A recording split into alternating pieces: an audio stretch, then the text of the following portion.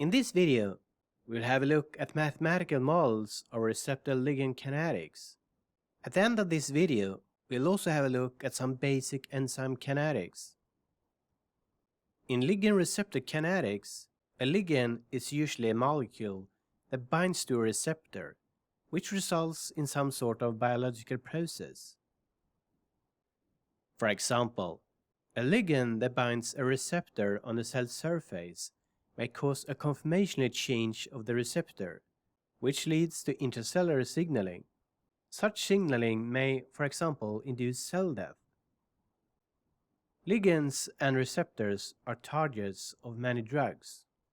For example, if a cytotoxic T cell binds with its T cell receptor to a tumor antigen expressed on a cancer cell, the T cell receptor will activate the T cell, which results in that the T cell produces toxic substances that kill the tumor cell.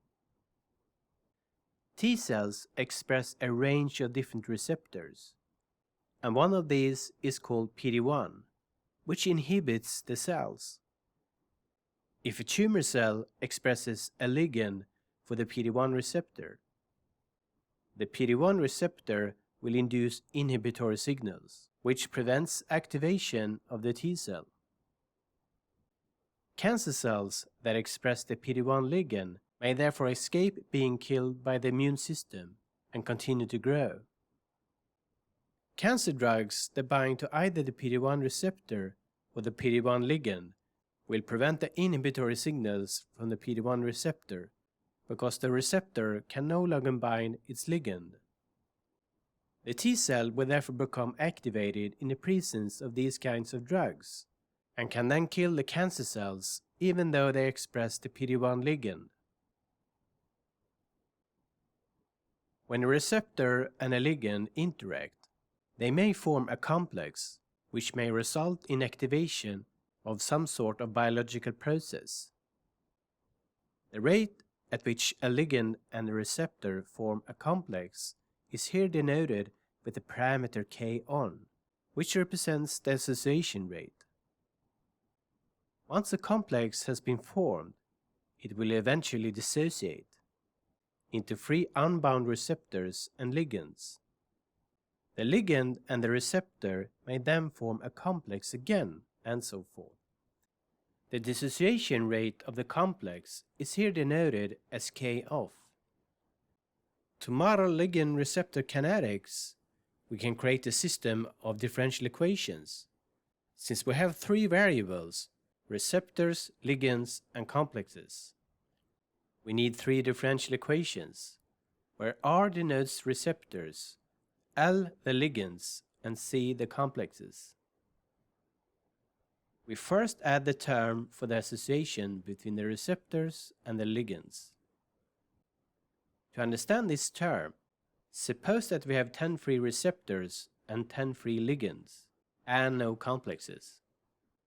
If one receptor binds a ligand, there will be one complex and 9 free receptors and ligands. This explains why there is a minus sign here, because the association reduces the number of free unbound receptors and ligands, and increases the number of complexes. If one receptor binds a ligand, we reduce the number of free receptors by 1, and the number of free ligands by 1, and increase the number of complexes by 1. This term shows that we multiply the parameter K-on with the number of free receptors times the number of free ligands. This is based on the law of mass action, where the rate of the reaction is proportional to the product of the number of receptors and ligands. To understand this, suppose that we have 9 free receptors and no ligands. Since there are no ligands, it is impossible to create a complex. 9 times 0 is 0, which means that if there are no free ligands or no free receptors, this term will be equal to 0, which means that no complexes can be created. We will now extend the equations so that they also include the dissociation of the complexes. In this example, we have 5 complexes and 5 free ligands and receptors. Now, suppose that one complex dissociates, which means that there will be 4 complexes left, and 6 free receptors and ligands. The process of dissociation can be included like this. This term is equivalent to the term we used in the simple exponential decay model in a previous lecture. Since dissociation results in fewer complexes, there is a minus sign here. And since dissociation results in more free unbound receptors and ligands, there is a plus sign in these two equations. Suppose that the dissociation rate is 0.1 per second in this example. That means that approximately 10% of the complexes will dissociate per second. Suppose that we have 100 complexes and no free ligands and receptors. After 1 second, we expect that approximately 10% of the complexes dissociate, which means that we have 90 complexes left and 10 free receptors and ligands, given that no rebinding takes place during that second. This system of differential equations is usually used for receptors and ligands that are free to diffuse in a liquid.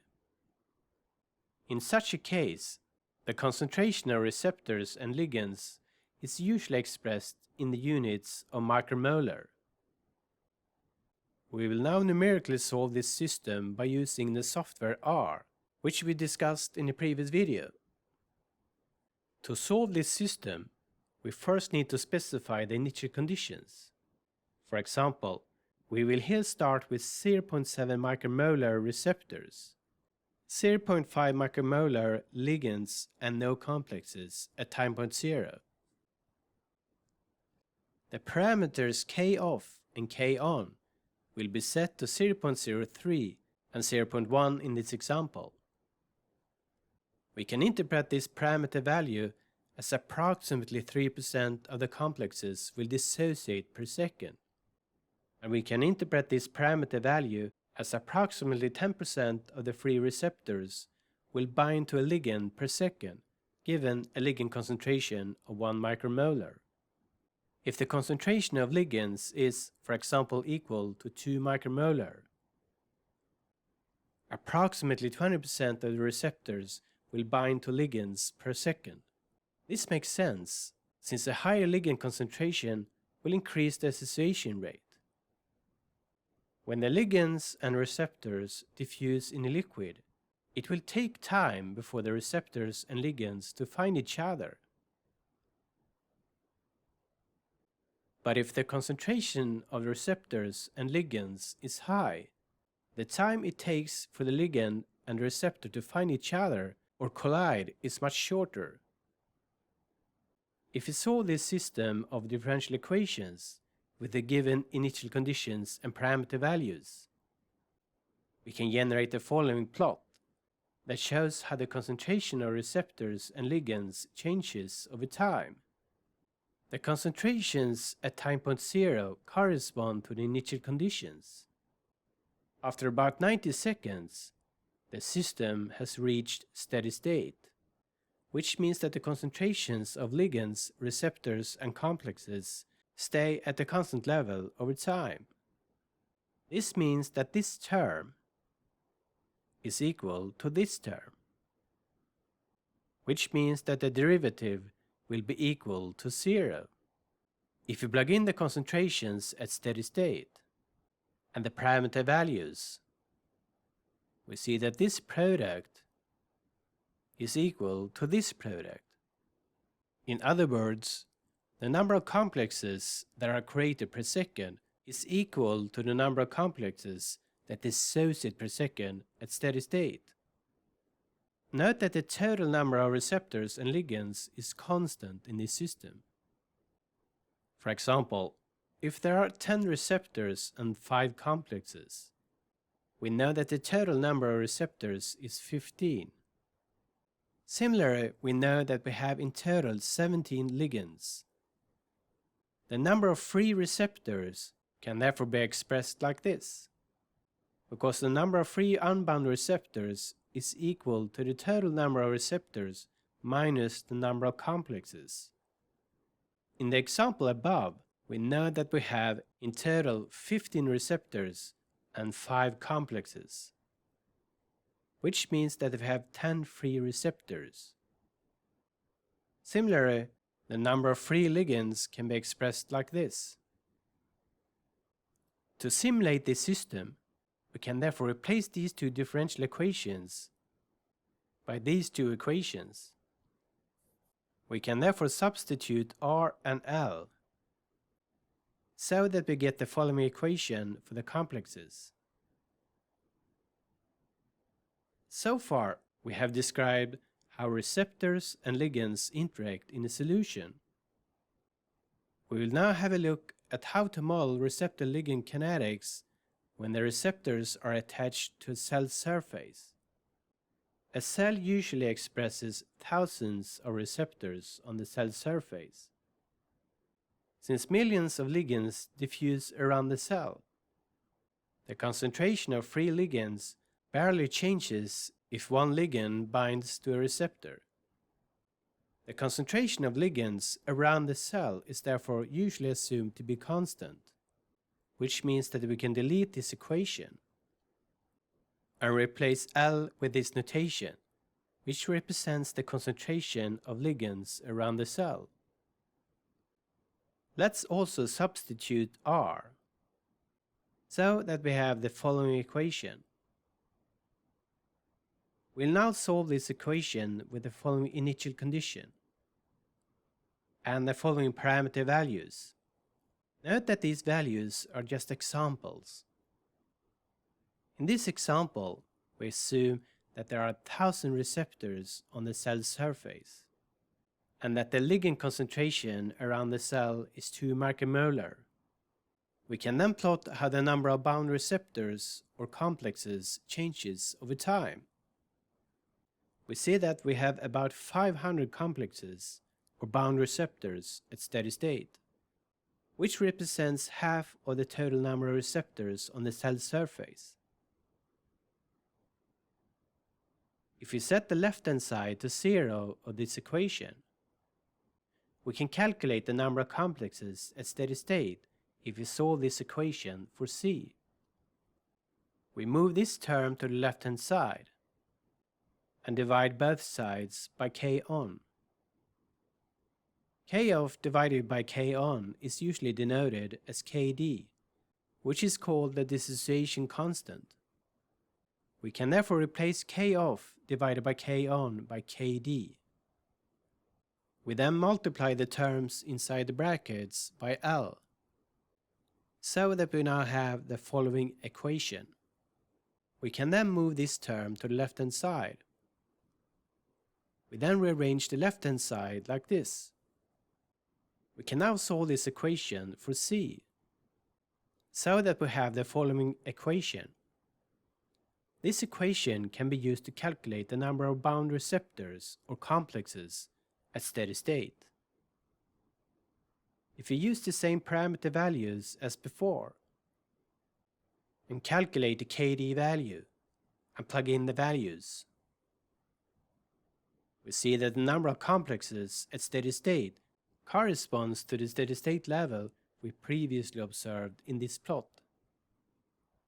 If we divide both sides by the total number of receptors, we'll get the following equation, where the left-hand side is equal to the proportion of bound receptors.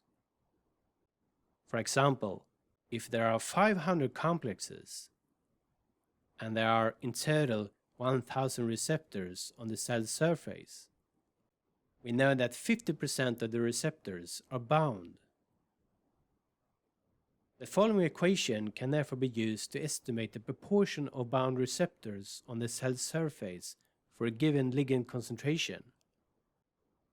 With a ligand concentration of 2 micromolar and a Kd value of 2, the proportion of bound receptors is equal to 50%. Suppose that the cells are exposed to a ligand concentration of 40 micromolar and that the receptor has a Kd value of 10 micromolar.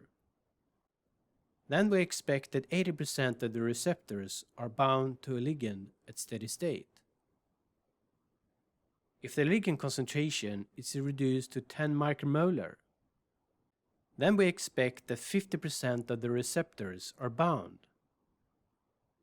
And when the ligand concentration is reduced to 5 micromolar, we expect that about 1/3 of the receptors are bound at steady state. Since a higher ligand concentration results in a larger fraction of bound receptors, that will result in a stronger stimulation of the cell compared to a lower concentration of ligands. Note that when the ligand concentration is equal to the Kd value, the proportion of bound receptors will be equal to 50%.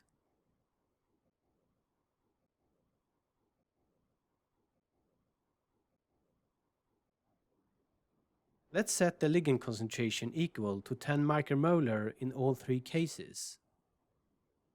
And now compare three different receptors that have different Kd values. If the Kd value is lower than the ligand concentration, more than 50% of the receptors will be bound. If the Kd value is equal to the ligand concentration, 50% of the receptors will be bound. And if the Kd value is higher than the ligand concentration, less than 50% of the receptors will be bound. This concept is important because it explains why we need different ligand concentrations to stimulate cells that express receptors with different Kd values. Remember that the dissociation constant is equal to the dissociation rate divided by the association rate. Suppose that the dissociation rate is slow, which means that the complex with a ligand and receptor is stable. If we know the value of K-off, we can calculate the average lifetime of the complex, which is the average time a receptor and the ligand is bound to each other. For example, if K-off is equal to 0.01 per second, this means that approximately 1% of the receptors dissociate every second, or that the average lifetime of the complex is equal to 100 seconds. We can also calculate the half-life of the complexes like this, which means that if all receptors are bound, half of those receptors will dissociate from the ligands after about 69 seconds, given that no rebinding takes place. A faster dissociation rate and a slower association rate will result in a higher Kd value. A high Kd value means that the receptor has a lower affinity, which can be seen as the receptor has a lower binding strength to the ligand. The Kd value, or the dissociation constant, is therefore a measure of the affinity of the receptor. Another measure of affinity is the Ka value, or the association constant, which is the reciprocal of the Kd value. A receptor with a high Ka value, or a low Kd value, therefore has a high affinity, whereas a receptor with a low Ka value or a high Kd value has a low affinity.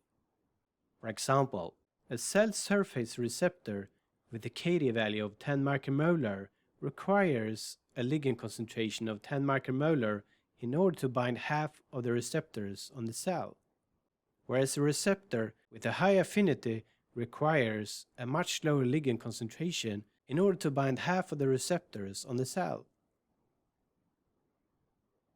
Finally, we'll have a look at some basic enzyme kinetics, which is highly related to receptor-ligand kinetics. For example, the enzyme COX-2 converts fatty acids into prostaglandins, which cause inflammation. In this case, fatty acids are substrates, and prostaglandins are the products. To prevent inflammation, several different anti-inflammatory drugs have therefore been developed to block the activity of the COX-2 enzyme. We'll here see how we can model basic enzyme kinetics. To model this part of the process, we can use the exact same equations as we used for the example about ligands and receptors. To model that a complex between the enzyme and the substrate can either result in dissociation of free substrates and enzymes again, or into a free enzyme and the conversion of a substrate into a product, we add an additional equation for the products and add these terms to the equations to model that the bound substrate is converted into a product and that the enzyme dissociates from the product into free unbound enzymes again. Since the enzyme concentration is assumed to be constant in this example, the number of free unbound enzymes is simply the total number of enzymes minus the number of complexes. We can therefore substitute E in the equations. If we assume that the number of complexes is a steady state, which means that the number of complexes does not change over time, we can set the left-hand side to 0 of this equation. This is known as the quasi-steady state assumption. We can then solve this equation for the number of complexes at steady state, similar to what we did before, which will result in the following equation.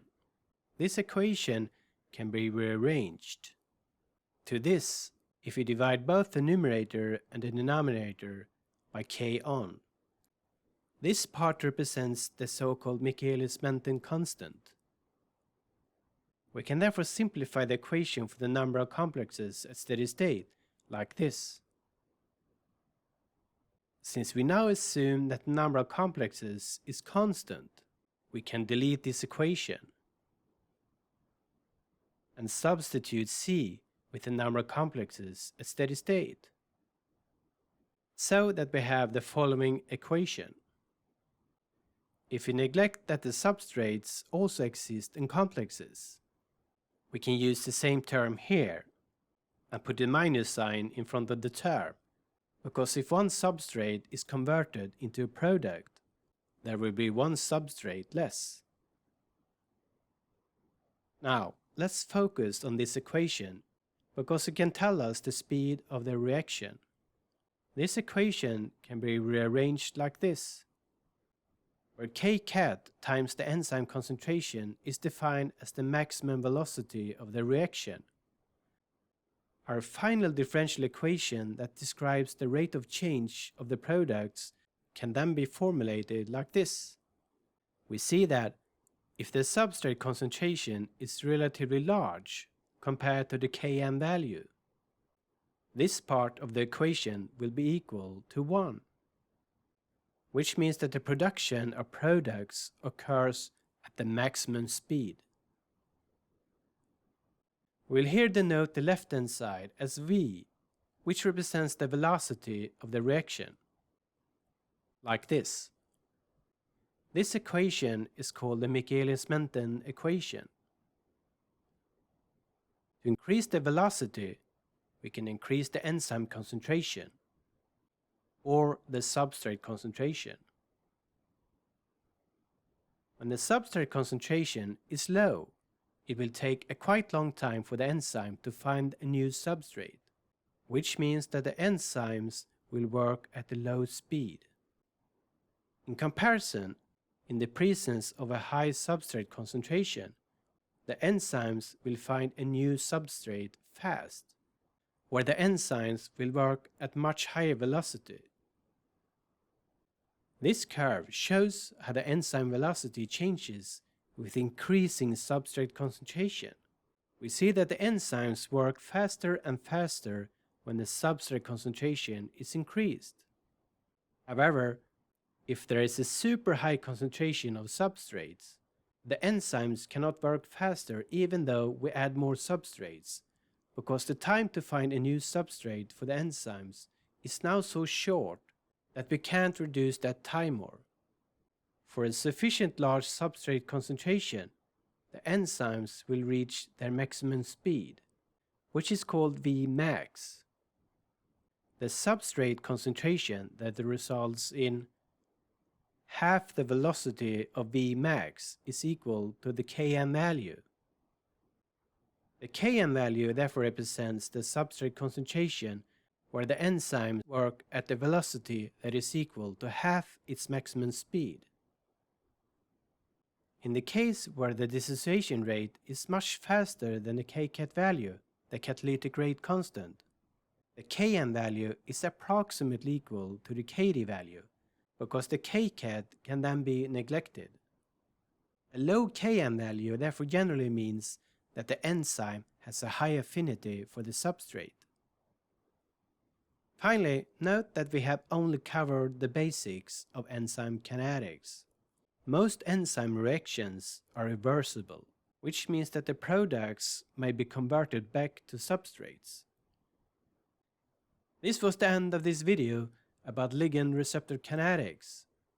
In another video, I will show how to use nonlinear regression to estimate the parameters Vmax and Km. Thanks for watching.